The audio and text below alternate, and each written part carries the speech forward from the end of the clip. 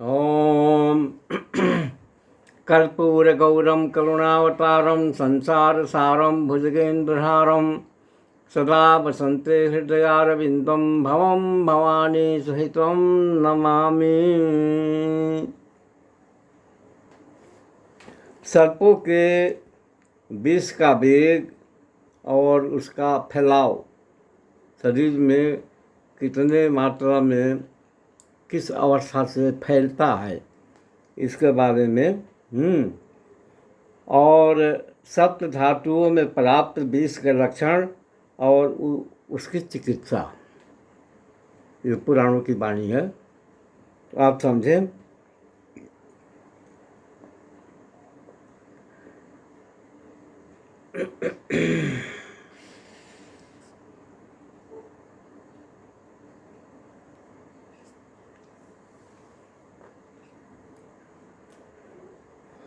सर्पदंश के बारे में विचार करें।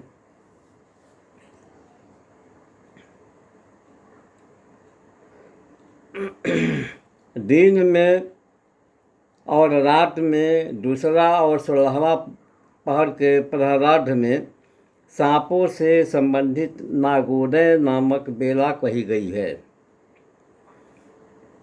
समझना चाहिए और उसकी चिकित्सा नहीं करना चाहिए। पानी में बाल डुबोकर और उसे उठाने पर बाल के अग्रभाग से जितना जल गिरता है उतनी ही मात्रा में विष सर्प प्रवेश कराता है। वह विष संपूर्ण शरीर में फैल जाता है। जितनी देर में हाथ पसारना और समेटना होता है उतने ही सूक्ष्म समय में सर्प के काटने के बाद विष मस्तक में पहुंच जाता है। हवा से नाग की लपट फैलने के समान रक्त में पहुंचने पर विष की बहुत वृद्धि हो जाती है। जैसे जल में तेल कीड़ फैल जाता है वैसे ही त्वचा में पहुंचकर विष दूना हो जाता है। खून में 4 गुना, पित्त में 8 गुना, कफ में 16 गुना और वात में 30 गुना, मज्जा में 60 गुना और प्राणों में पहुंचकर वही विष अनंत गुना हो जाता है। इस प्रकार सारे शरीर में विष के व्याप्त हो जाने तथा श्रवण आदि शक्ति बंद हो जाने पर वह जीव श्वास नहीं ले पाता है और उसका प्राणांत हो जाता है। यह शरीर पृथ्वी आदि पंचभूतों से बना है। मृत्यु के बाद भूत पदार्थ अलग अलग हो जाते हैं और अपने अपने में लीन हो जाते हैं। अतः विष की चिकित्सा बहुत शीघ्र करनी चाहिए। विलंब होने से रोग असाध्य हो जाता है। सर्पादि जीवों का विष जिस प्रकार प्राण हरण करने वाला होता है वैसे ही संखिया आदि विष भी प्राण को हरण करने वाला होता है। विष के पहले वेग में रोमांच, दूसरे वेग में पसीना, तीसरे वेग में शरीर कांपता है तथा चौथे वेग में सुनने की शक्ति रुक जाती है और पांचवें में विष के 5वें वेग में हिचकी आने लगती है और 6वें वेग में ग्रीवा लटक जाता है, ग्रीवा लटक जाती है तथा 7वें वेग में प्राण निकल जाते हैं। इन 7 वेगों में शरीर के 7 धातुओं में विष व्याप्त हो जाता है। इन धातुओं में पहुँचे हुए विष का अलग अलग लक्षण तथा उपचार इस प्रकार से है। आँखों के आगे अंधेरा छा जाए और शरीर में बार बार जलन होने लगे तो यह जानना चाहिए कि विष त्वचा में है। इस अवस्था में आँख की जड़, अपामार्ग, तगर और प्रियंगु इसको जल में घोंट कर पिलाने से विष की बाधा शांत हो जाती है। त्वचा में रक्त के विष पहुँचने पर शरीर में दाह और मूर्छा होने लगती है। शीतल पदार्थ अच्छा लगता है। उसीर यानी खस, चंदन, कूट, तगर, नीलोत्पल, सिंधुआर की जड़, धतूरे की जड़, हींग और मिर्च इनको पीस कर देना चाहिए। इससे बाधा शांत न हो तो भटकटैया, इंद्रायण की जड़ और सर्पगंधा को घी में पीस कर देना चाहिए। यदि इससे भी शांत न हो तो सिंधुआर और हींग का नस देना चाहिए और पिला देना चाहिए। इसी का अंजन और लेप भी करना चाहिए। इससे खून में प्राप्त विष की बाधा शांत हो जाती है। रक्त से पित्त में विष पहुँच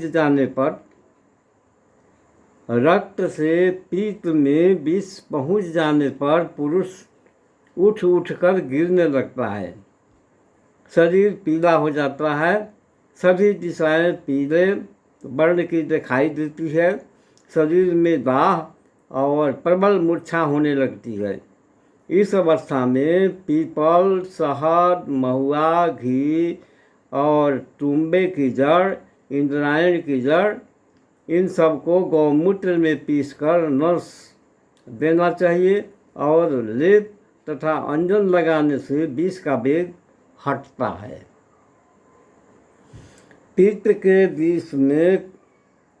पित्त से विष के कफ में प्रवेश कर जाने पर शरीर जकड़ जाता है। श्वास भली भांति नहीं आती है। कंठ में घर घर शब्द होने लगता है और मुख से लार गिरने लगती है।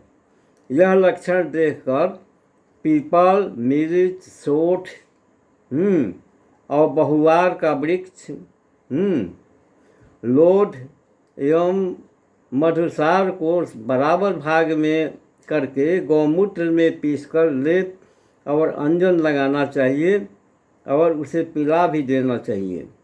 ऐसा करने से विष का वेग शांत हो जाता है। कफ से वात में विष प्रवेश करने पर वात में विष प्रवेश करने पर पेट फूल जाता है। कोई भी पदार्थ दिखाई नहीं पड़ता, दृष्टि भंग हो जाता है। ऐसा लक्षण होने पर सोना गाछ की जड़, प्रियाल, गजपीपल, भारंगी, बचा, पीपल, देवदारू, महुआ, मधुसार, सिंधुआर और हींग इन सब को पीसकर गोली बना ले और रोगी को खिलाएं एवं अंजन तथा लेपन लगावें। यह औषधि सभी विषों को हरण करती है। वात से मज्जा में विष पहुँच जाने पर दृष्टि नष्ट हो जाती है। सभी अंग विशुद्ध होकर शिथिल हो जाते हैं। ऐसा लक्षण होने पर घी, शहद, शर्करा, मिश्री, खस और चंदन को घोट कर पिलाना चाहिए और नाक में नस भी देना चाहिए। ऐसा करने से विष का वेग रुक जाता है। जो वेग प्रवाह कर रहा है वो वेग रुक जाता है। मज्जा से मर्म स्थान में विष पहुँच जाने पर सभी इंद्रियां निश्चेष्ट हो जाती है और वह जमीन पर गिर जाता है। काटने से रक्त नहीं निकलता है। केस के उखाड़ने पर भी कष्ट नहीं होता। उसकी मृत्यु के ही अधीन समझना चाहिए। ऐसे लक्षणों से युक्त रोगी की साधारण वैद्य चिकित्सा नहीं कर सकते। जिनके पास सिद्ध मंत्र और औषधि होगी वे ही ऐसे रोगी के रोग को हटाने में समर्थ होंगे। इसके लिए साक्षात रुद्र ने एक औषधि कही है। मोर का पित्त तथा मार्जार का पित्त यानी बिलार का पित्त, और गंध नाड़ी की जड़, कुमकुम, टगर, कूट, कासमर्दन की छाल और उत्पल, कुमुद और कमल, इन तीनों के केसर सभी का बराबर भाग लेकर उसे गौमूत्र में पीसकर नस देना चाहिए, नाक में नस सुंघाना चाहिए। अंजन लगाए। ऐसा करने से काल सर्प से डसा हुआ भी व्यक्ति शीघ्र विषहीन हो जाता है। वह मृत संजीवनी औषधि है, अर्थात मरे को भी जिला देती है। तो इस प्रकार से विष का निवारण करने के लिए ये पुराण में वर्णन आया है। आप इसके बारे में समझेंगे। जय माई जगदम्बा।